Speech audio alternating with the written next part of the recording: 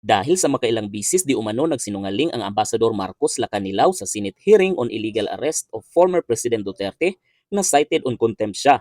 Si Senador Bato de la Rosa ang nagmotion ng cited on contempt dahil sa paulit-ulit na sinabi ni Lacanilaw na hindi niya alam kung dinala o hindi si FPRRD sa lokal na hukuman bago siya dinala sa The Hague, Netherlands. Ambassador Lacanilaw, I find your answers very misleading.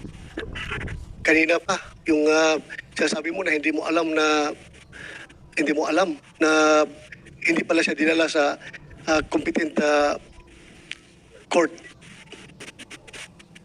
I'm giving you a chance. Hindi mo alam. Yes, Mr. Senator. So you're lying. You're lying. Madam Chair, I move to cite in contempt Ambassador Lacanilaw. Last chance, hindi mo alam if nilabas sa Villamor si PRRD? Hindi mo alam? Hindi po, Madam Chair. Okay, there's a motion to cite you in contempt. I have to affirm. There being no contrary motion, we uphold the motion to cite Ambassador Marcos Lacanilaw in contempt. Thank you, Madam Chair. I'm giving you the chance already kanina. Si Senador Amy Marcos ang namumuno sa pagdinig bilang panel head. Ay nagbigay kay Lacanilaw ng huling pagkakataon na sabihin ang totoo, ngunit iginiit ni Lacanilaw na hindi niya alam. Dahil dito, inaprobahan ni Senador Marcos ang motion to cite Lacanilaw for contempt. Madam Chair, if Yes, you may... the ambassador is cited in contempt. I'm sorry.